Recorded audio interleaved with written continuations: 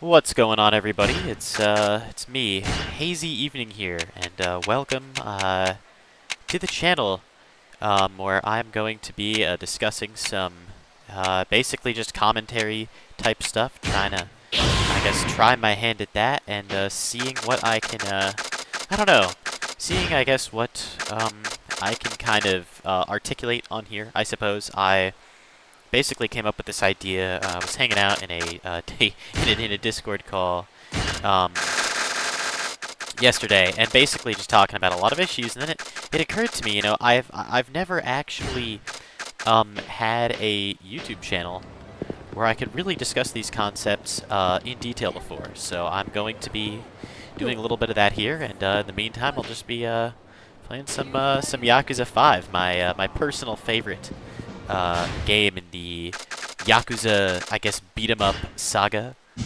Really, just in terms of gameplay, I probably like Zero's story more, and Like a Dragon just has a story that's much better than the rest of these games. But I digress. So the basic kind of concept I wanted to discuss today was essentially the matter of the sort of false promise, I suppose, of a normal life. And I wanted to speak. I wanted to speak to the. Oh, I'm getting my shit rocked here. I wanted to speak to this from the perspective of someone who really idealized the concept of normalcy and really always aspired to be that type of person, I suppose. So, just for some added context, for a few years, essentially during COVID, this was right after the lockdown, so late 2020 to 2022 or so. I was essentially a hikikomori, so I was not leaving the room at all. I was pretty much spending the entirety of my life on Discord calls or what have you. If you were around during this time, so in other words, at an age I suppose older than I don't know what 12, 13, you do probably have some recollection of just the complete and utter lack of socialization that everyone was experiencing. And for me, COVID lockdowns and things like that were not that bad. And in fact, they were honestly kind of a great respite for me because I was already so antisocial in the first place that it didn't really affect me that adversely. But obviously, I can't do commentary because I'm going to keep messing up the heat action comments. But essentially, in the immediate aftermath of everything that was going on, and as people started to return to normal life and celebrate that, and I kind of got a first-hand experience of that, it started to occur to me, just how poor my socialization was, and just how I suppose abnormal my character was. Really, just in the sense of not having these universal experiences that everyone else was, not really being able to comprehend why, quarantine, things like that made people so miserable, and just in general not feeling well socialized at all. And so you could say, like, from around late 2021 or so onward, I really fucking worked my ass off to try and be at least somewhat sociable. And I'm not gonna pretend that I went through some absurd anime-esque fucking social training program. Like, it really was just, I was a shy kid, I wanted to talk to people, I spent an inordinate amount of time online, and I really just had no idea how to conduct myself in any social situation. So for the next few years, I really worked at it. Basically spent every single day trying to train myself socially and trying to sort of dig myself out of the pit I was in during that COVID time, I suppose, where I just had no idea how to really do anything in a social context. And eventually, it did work to an extent. I basically went from living out of my own, basement all day to, eventually going out, hanging out with people, you know, making friends, all the, I suppose, ostensibly normal stuff that that kids in high school, or you know, really whatever it was, would try to do. And you know, I just remember during this time, I really did feel this sense of pride about where I was at, and oh man, like you know, this is so wicked awesome. Like I've finally crawled out of the pit into the not even the upper echelons of society, but you know, just I had gotten to the point where I felt like a normal guy. I didn't feel like you know a total fucking maladapted freak, and throughout that time you know, I never really considered what it was that I actually really wanted. And I think that what I did want at the end of the day was some level of genuine connection. And of course, these were found. I'm not gonna act like you know I've never met another good person in my life. I've met plenty of you know neat folks, but something really occurred to me. Um, this was at the literal tail end of last year. I can avoid that fight. At the literal tail end of last year, during during New Year's. So basically, I had a couple friends from high school invite me to a high school. Why did my master volume go back up to 60? Or did I just have it there anyway? I had a bunch of friends from high school invite me to what was essentially a New Year's celebration. So this one girl I knew that I was friends with, she basically invited me over to her house, and the premise was, hey, you know, we're all gonna hang out, you know, drink, do all the shit that college students do on New Year's, and we want you to be there because we haven't seen you in, you know, at that point I think it had been a couple years since I had seen a lot of these people, and I actually had an ex-girlfriend there whom I hadn't seen since I graduated high school in 2023. So I was naturally pretty excited for it because I was thinking back to when I was a kid, and I used to spend every single New Year's alone. If any of you guys know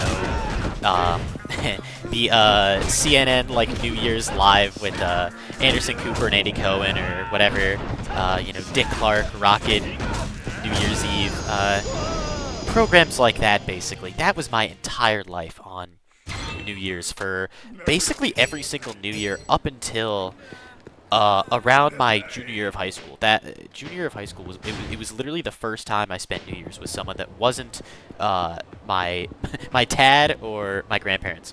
And I just remember being really fucking pumped to you know be able to do all this and you know finally have that. I guess if anyone's seen Tatami Galaxy, the supposed rose-colored campus life experience, except really just more of a holiday life. I was fucking pumped for this celebration, especially because everyone involved was, you know, 20 or 21. So I'm like, all right, like everyone's gonna, you know, hang out. There's gonna be like drinks involved, whatever. It basically boiled down to I'm finally gonna be able to get to experience what it's like to live as a real sociable adult. And so I went to the party, and I would say the immediate thing that kind of turned me off at the start, it was very clear from the beginning that alcohol was not going to be a preliminary or tertiary aspect of this hangout. No, it was going to be like a main selling point. And I just want to clarify, I have no issue with people getting drunk or, you know, enjoying libations for the most part. You know, I like to have a good drink every now and again. I'm sipping on a beer right now.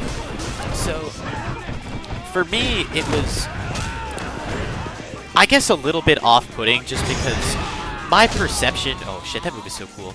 My perception of everything that was going to happen was essentially immediately it was apparent that my perception of everything going on was kind of malformed, solely because I just had no idea how much of an emphasis was being put on alcohol. And when I learned that, you know, I mean, everyone came to this party with beer. People were, you know, people had, you know, 12 packs of stuff. People were carrying a Baranza seltzer that I had never even seen before in my life.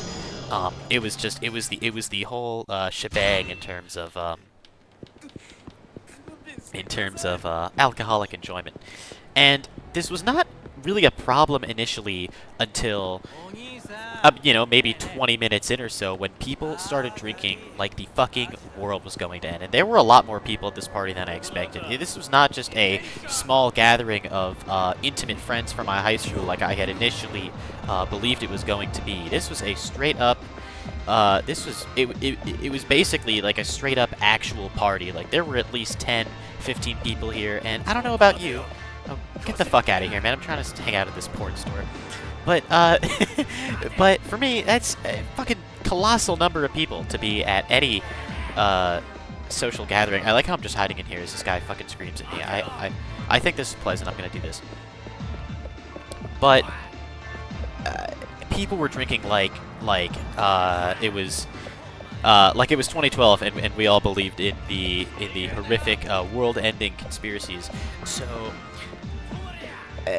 you know, I, against my better judgment, basically decided to kind of keep up with everyone.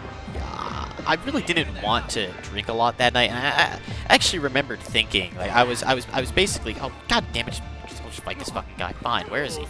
There he is. I basically kind of predetermined beforehand, like, oh, how much I had planned to drink, and I basically, for lack of a better term, I let myself get fucking peer pressured into drinking a lot. And you know, it wasn't an absurd amount, but it was definitely more than I would have liked to drink. And I remember, like, from maybe, like, the second hour or so on, feeling legitimately uncomfortable just with everything that was going on, because I don't know if you guys know this, but when college students that don't know how to pace themselves drink, everything goes to shit right quick. And this is another issue with, you know, just the sort of drinking culture that is so prevalent amongst, you know, kids my age to, you know, 20 and 21 years old. People don't really have an idea of when to stop. There's essentially this kind of universal not universal perception, but there is this widespread perception that, hey man, like once we get fucked up, it's gonna make everything fun, and that's gonna give us an avenue to get more fucked up, and things are gonna, you know, progressively increase and be super fucking awesome the whole time. Bust his fucking head, Akiyama. Yeah. Apologies for that. So, you know, everyone was getting fucked up, and from pretty early on, I was pushing my limits. But of course, in my naivete, I presumed that, you know, people were just gonna drink a bunch at the beginning and then totally mellow out, and it was gonna be, you know, whatever. It would have functionally been the end of the evening or whatever.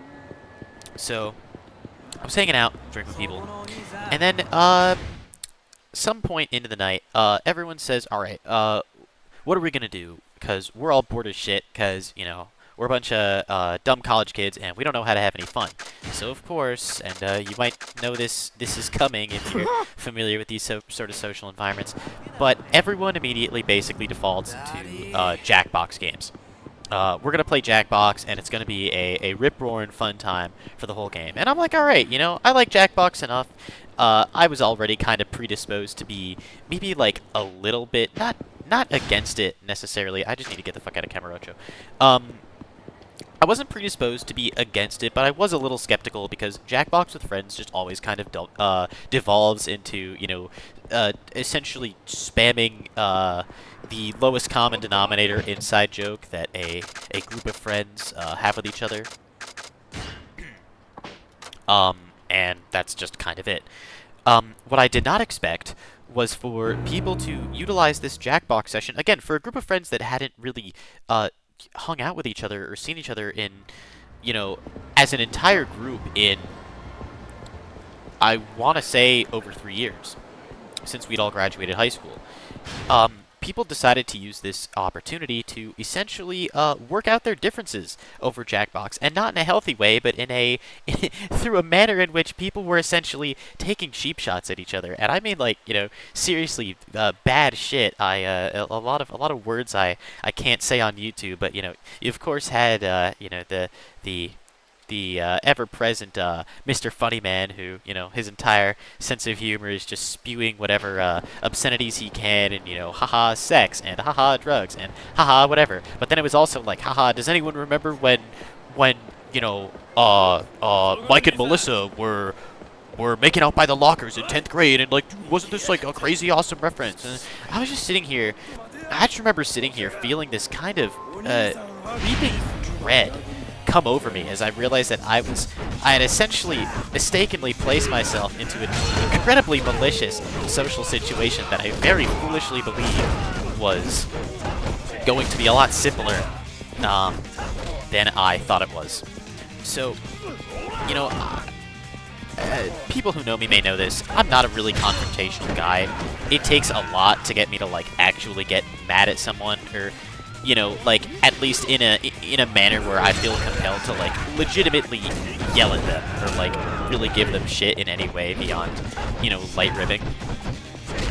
But I just remember getting fucking pissed, and this wasn't even involving me, by the way. These were people taking pot shots at each other until my ex-girlfriend, who, by the way, I was not even on particularly bad terms with, we basically just hadn't spoken for 3 years, decided to start fucking taking shots at me via Jackbox, and I, like, kind of expected someone to say something or be like, you know, maybe that's a little too far. And granted, I didn't say anything, and maybe that is, you know, cause for regret from my perspective, but basically nobody had anything to say. People were treating this like it was a totally normal occurrence, and I just remembered feeling really, really bothered by it, especially because there were a ton of random people in the room, and eventually everybody, you know, things kind of just devolve further from there, and this has already been an incredibly long and roundabout description. But basically,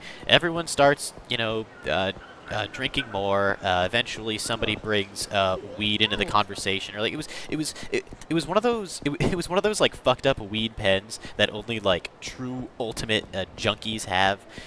Some chick had this, what was she calling it, like green crack or something. She had some bloody stupid name for it, and she kept offering it to me like a little bit obsessively, and eventually I'm like, alright, I want to get these people off my back. No one's been responding to any of these uncomfortable situations with any form of logic all night, so I'm assuming that if I want this shit to stop, I'm just gonna have to acquiesce and take a hit of this chick's stupid fucking galaxy gas or whatever the fuck she was drinking, smoking. If there are any real drug aficionados in chat, I don't know. Maybe you guys know about this stuff, but it basically turns your brain to fucking soup, which is why I don't like to use it in really any capacity. It is basically instant death in the form of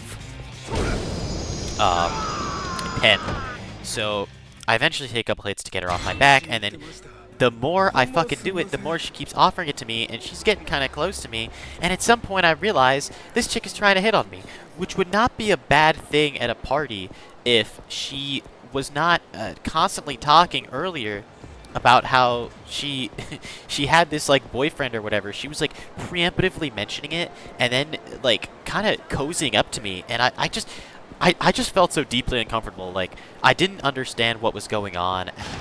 I had initially thought that there was like some aspect of the discussion that I was like totally missing, or is there some inside joke or something that I have just totally fucking missed out on that is preventing me from, you know, enjoying this party to the maximum extent? Because again, like I thought, put myself through the real, you know, Rock Lee, you know, training gauntlet. I really felt like I was well socialized by this point. And this night just ruined things so badly. It completely ruined my, not only my perception of, you know, how others who were supposed to be my friends were to act, but it also ruined my perception of my own accomplishments and what I had done. And then at some point, late in the night, at some unholy hour, after a very underwhelming ball drop, I might add, it occurred to me, I fucking hate normalized social settings. I hate the world of normies. There was a little bit of anger. Like, I was upset, but I would honestly describe it as much more of a, like, profound sadness that someone feels like, it felt like weirdly similar to, like, I don't know, maybe how like a bad breakup or something. It just felt so grim. Just this completely foreboding sense of social ruination that I just felt in the moment, and I actually kind of just started to learn to yearn for what were essentially times gone by. I was like, listen, like I spent so much fucking time trying to learn how to, make myself some level of socially conscious. And what did it get me? It got me fucking nights like this, man. I mean, this sort of thing was never an issue, never an issue in any capacity when I was when I was completely oblivious to it all and just had this really romanticized view of how normies are supposed to act. And I remember, so like my favorite movie of all time is Scott Pilgrim, and I always kind of wondered why. Why is this my favorite movie? It's not the best directed movie in the world. It's pretty well shot. The actors are good. It definitely has like a star-studded cast, and it's a fun movie. But it's not the best movie in the world, from an objective standpoint. And I think being in this situation all kind of clicked for me. The reason why I liked Scott Pilgrim so much was because it was about, a sort of geeky, poorly socialized dweeb who still manages to have a good time. And I'm not talking about the, oh man, like, he gets a girlfriend and it's so awesome type of way. I'm saying, like, just in the way that he's like, he manages to remain functional despite, retaining his works as a, definitely kind of bizarre and maybe, a little bit overly referential kind of character, right? But he doesn't necessarily abandon those traits about himself just to make friends. And I think I really idolize that sort of person because my dream was to find a bunch of, like-minded, geeky people that I could hang out with. But at the same time, I had this incredibly unrealistic view of how quote-unquote normal people were supposed to act, where it was this, perfectly functional society where, there were virtually no societal ills that were not a result of just, people not being able to control themselves, or essentially, for lack of a better term, I've never seen this, oh no, I have seen this heat move before. I basically thought that if anything were to go wrong, it would be my fault. And so this situation just really left me totally confounded, because I was like, well, I didn't think I did anything wrong here. And I was really racking my brain, trying to think, like, okay, what could I have done wrong here? Like, did I give this girl some kind of sign that I was into her, or was I not giving people enough signs that I was being made uncomfortable? And as the days went by, I just realized none of these people fucking cared. They didn't care that I was deeply uncomfortable, even if I was showing it, which I'm pretty sure I was, because at a certain point in the night, I got significantly more quiet, and, granted, this also coincided with everyone else just being totally wasted. But I just remembered, I don't know, man. I mean, it sounds kind of dumb, but I just had this epiphany. Like, none of these people care. Nobody fucking cares about my plight. And I'm not trying to whine too much about this sort of thing, but you would have to imagine that in a situation where you're amongst, supposed friends, and these were people that, again, most of these people I had known for a while. Some of them I had in fact dated. Or one of them, I suppose. Nobody cared about my situation enough to even remotely imply that something was amiss in this situation. And, I don't know. I guess it just led to me realizing that these fucking normie relationship circles aren't really worth shit. There is no tangible value that will ever come from, going out to grab a beer with your bros because you feel compelled to, because you feel like it's something that you have to do. And I basically just felt like I had been made the fool, so to speak. I felt like I had totally fucked up because I had basically spent the past 5 years of my life trying to train myself for situations that didn't exist, because I was trying to train myself for this wonderful utopian world where people were, just were just going to be nice to me if I acted normal. And then it occurred to me, well, unfortunately, no matter what the fuck I did, nobody would ever embrace any level of, actual kindness amongst their normalcy, because the standard is not to be kind. The standard is to, apparently be incredibly socially predatory to the extent that you basically just make everyone around you uncomfortable for the sake of your own social gain. And learning about that was very, frankly, disappointing for me and rather gut wrenching. Um, so yeah, I guess that's kind of the extent of this. I did a horrible job articulating it, but I guess I would want to say, like, to anyone who was in this situation, I was, or maybe sort of yearns for, this sort of grass is greener existence where all these societal ills are wiped away. No such thing exists. And if you're a weird, asocial motherfucker, that really isn't a bad thing. Not inherently anyway. And I'm not encouraging people to be antisocial. And I'm not encouraging people to not have friends either. It is the truly close friends I have made are genuinely some of my favorite people in this world, and people that have helped me out of a lot of very very tough instances, and have helped me in a lot of ways learn how to live better and to appreciate my life and to appreciate the world around me. But never ever make friends solely for the obligatory practice of having friends. It's just not something that's at all worth it. And the world really does try to convince you that it is, because all these movies and all these, books and games and whatever, they're all showcasing these situations where shit just goes according to plan. And unfortunately, oh, Cabaret Grand, unfortunately, the real world is just not like that at all. And that was something I, really just had to learn the hard way. And I had to eat shit to figure that out. So I suppose I'll just let it be a lesson to people in the age where, it becomes, I think, increasingly apparent, the inescapability of, normies, because you can't just go on the internet and go run away anymore, because guess what? The internet's been reduced to a conglomerate of about 3 different websites where 90% of the people using them are so-called normal, well-adjusted people, and there really is no place for the outsider on the internet anymore, which for me, and I presume many others, made us think that there was something wrong with the way that we had been acting, that wanting to be a solitary presence and wanting to basically do our own thing and not wanting to feel that, immense social pressure that comes with being, like, not even popular, I guess, but just like a guy with friends or whatever, or having being someone who fits that perception entailed.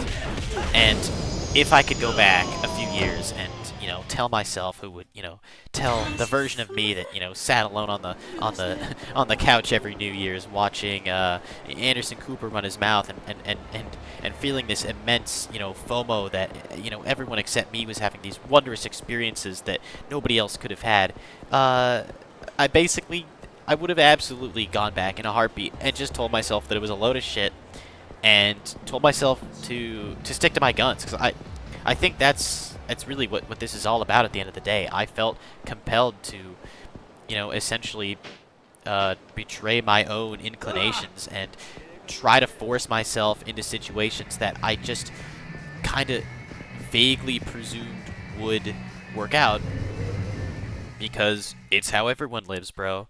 But yeah, unfortunately, things of course did not work out in such a way. So I'm terribly sorry. This is a first demo run. I don't have a script. I don't have anything. So I'm really sorry if this was super just totally disorganized and confounding to follow. I promise that future videos, frankly, I may just remake this one, but I promise that future videos will be at least a little bit more coherent. I might, write down a few stray thoughts before going into it, but if this ever did see the light of day, I sincerely thank you for watching. I hope you enjoyed my terrible Yakuza 5 gameplay with my constant need for healing. I'm not a very good Akiyama player, sadly, but yeah, that is basically it. So take it easy.